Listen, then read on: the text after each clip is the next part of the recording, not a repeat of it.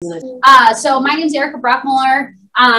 Just a little bit about Lexington. We've competed in different categories. So we've been A2, we've been Class A, we've been Class B. So it's kind of nice being one of those in-between schools where you see a little bit of everything. So with yearbook themed copywriting, the criteria is laid out here for you. But really to make you guys understand that it's different than yearbook feature writing or yearbook sports writing.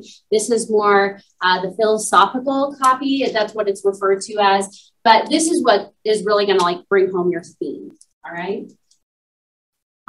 So in this example, I won't read it to you, but they did a really good job of using specific examples. So over here, it talks about how a snowstorm ended their first semester 3 days early and canceled all holiday trips.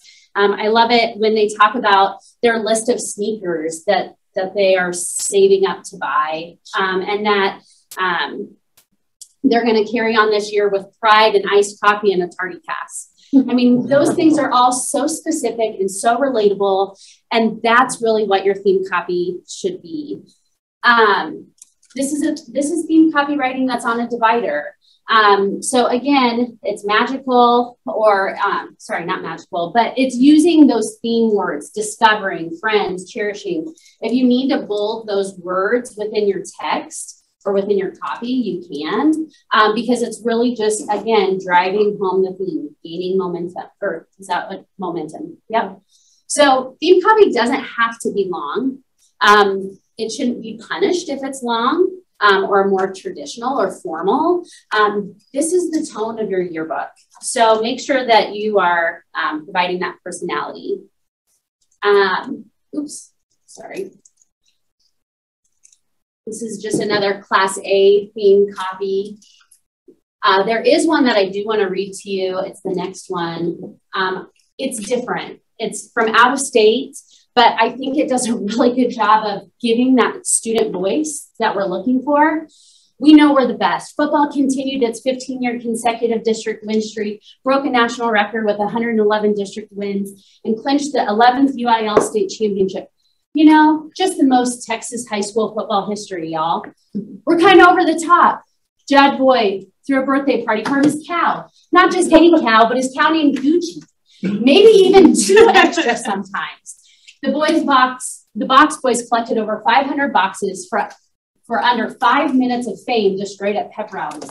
Call it ego, call it confidence. Nothing wrong with that, but there's more than what you see. Will Leopard made Channel 5 news with the spray paint scandal, destroyed his Dolly Parton's parking spot. Donors chipped in, then he recreated his masterpiece. There's always more to the story. So they have their tagline down there at the end, but I love how it has specific details. The way that it's written, it's like those short, concise moments. That gives us a really strong tone moving forward throughout the rest of the book. So, rubric highlights and tips. It seemed like we had a little bit more, maybe I had more changes on the yearbook theme copywriting rubric, so I don't hit on that as much, but theme copy is relevant. It needs to be, as Sandy said, this year, right? Try to exclude the year, but also try to exclude your school name if you can, because we know it's your book.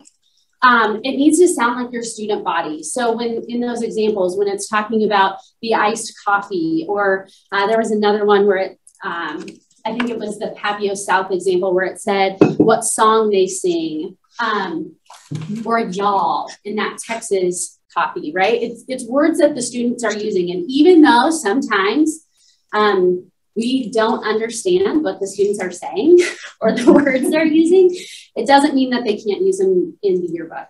It's supposed to be their voice. Do your research. Yeah, exactly. Do your research. Yeah, make sure that you're not throwing anything naughty in there.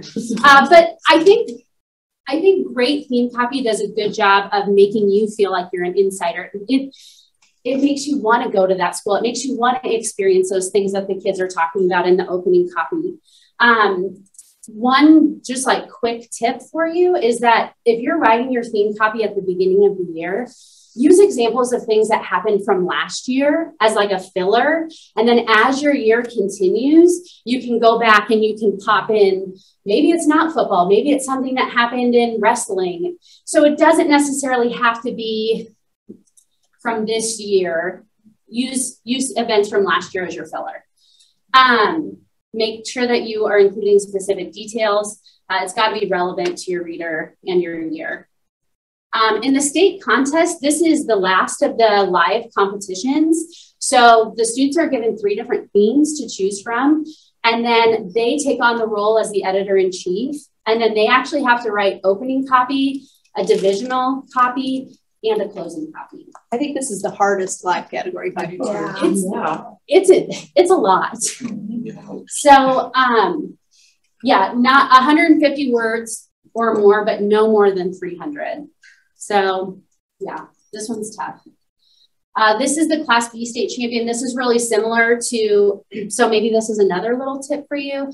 This is really similar to the theme copy that they provided in their preliminary entry. So if your students are confident writing in a certain way, remind them that they can write in that same way for the state contest. They don't